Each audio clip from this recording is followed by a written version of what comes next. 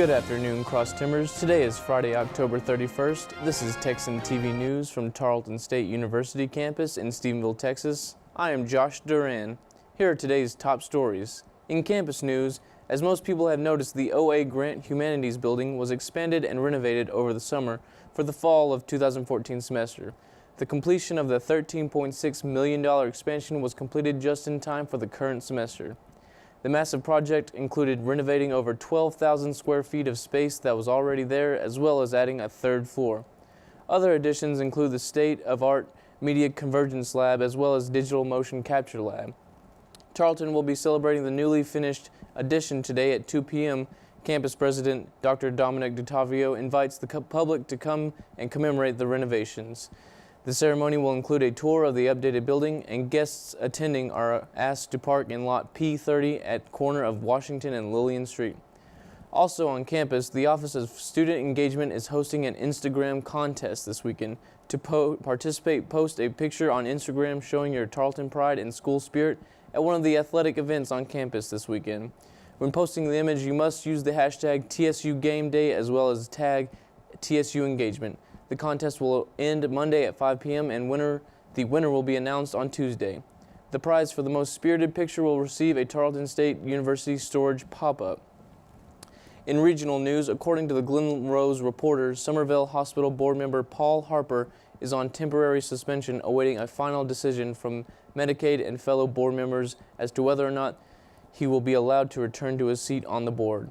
Harper failed to submit the principal information form, which is called a PF-12, after several reminders. Judge Cook reminded him of this form last May and again 10 days before the deadline. Harper said he completely forgot about it in May and was out of state when Cook emailed him.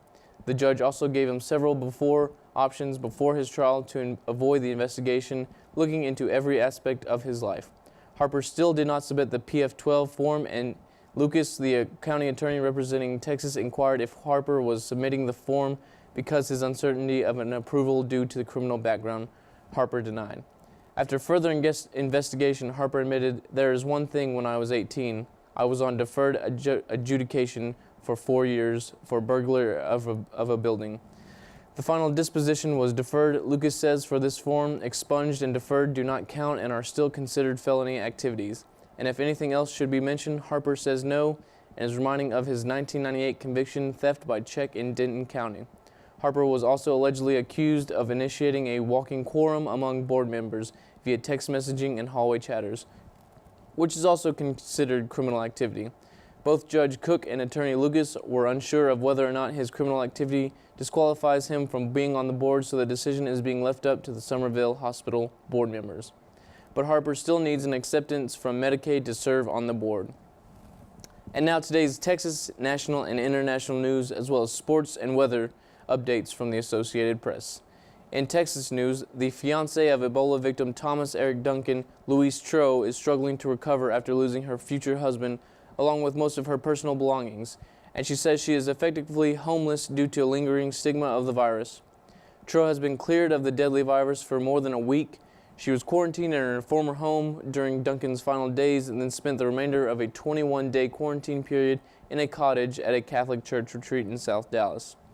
She said she did not know where she was when she first arrived at the church. Troe, who is 54, is now crammed with 9 other people into her daughter's very small apartment.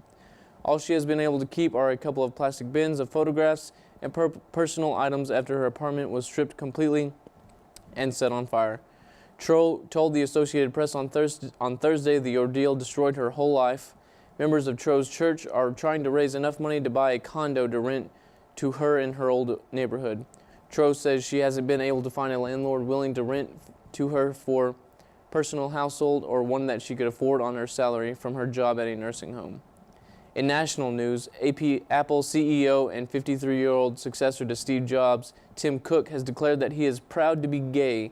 Cook made the announcement in an essay published on Thursday and is his highest-profile U.S. business executive to acknowledge to the public that he is gay.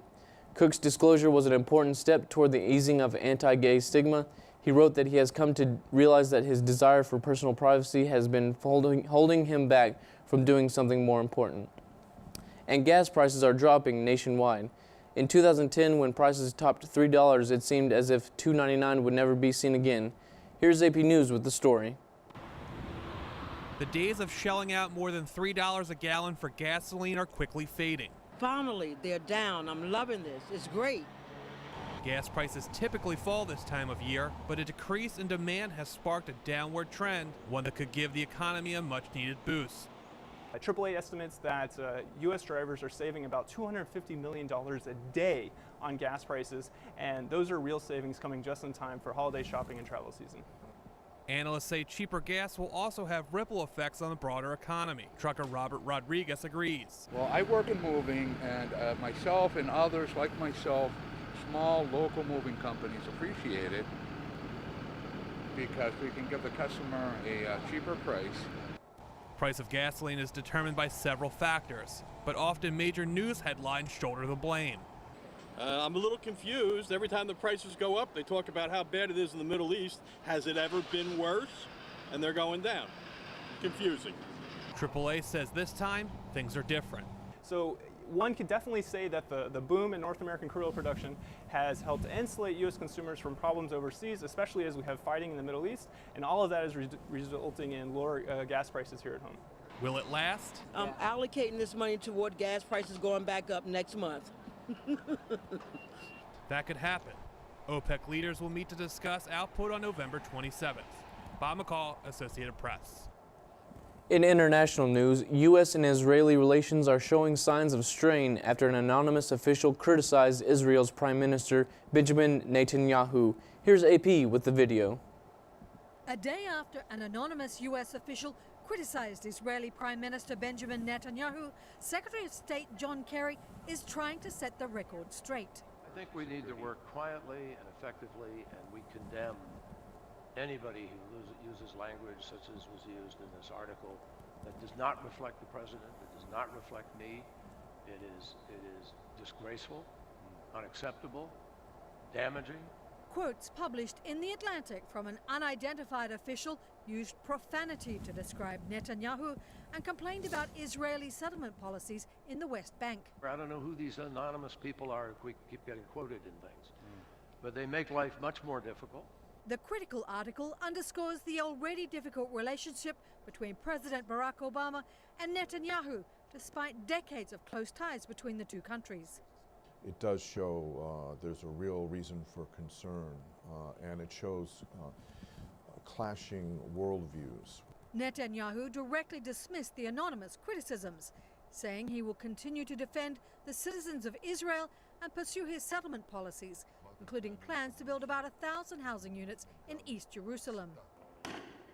The city has also seen near-daily clashes between Palestinian protesters and Israeli police over access to a sensitive Jerusalem holy site.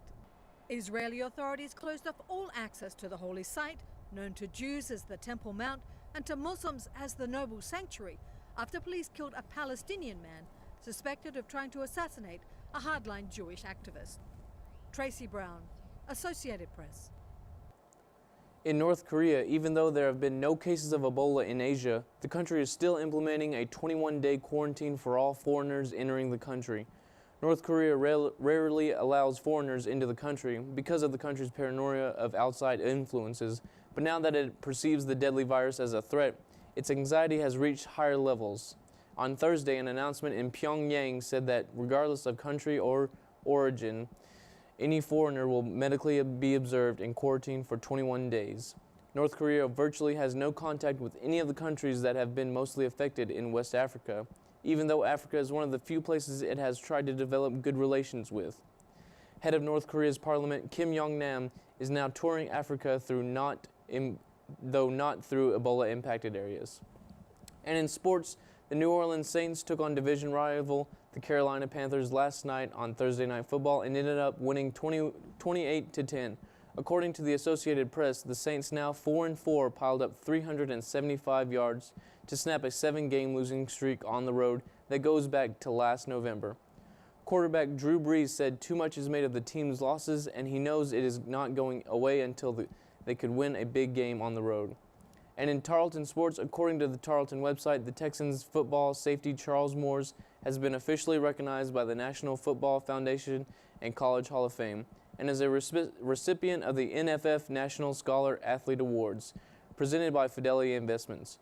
Moore and 16 other nominees will receive an $18,000 postgraduate scholarship and will travel to New York City to be honored December 9th during the 57th NFF Annual Awards at Waldorf Astoria, where their accomplishments will be highlighted in front of one of the largest audiences in all of sports.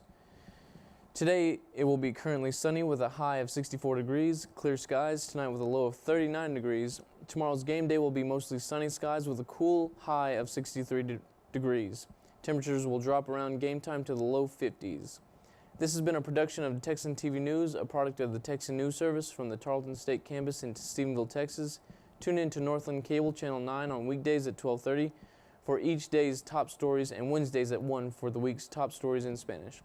You can follow the Texan News Service on Facebook and Twitter, and check out our website at www.texannews.net for all of your latest local, state, national, and international news, as well as all of your entertainment and sports updates and the live stream of Texan TV News. Today's broadcast was produced by Haley Dawson, Leah N. Flores, Shelby Shaw, and Caitlin Woods. I am Josh Duran. Have a wonderful weekend, Tarleton Texans, and happy Halloween.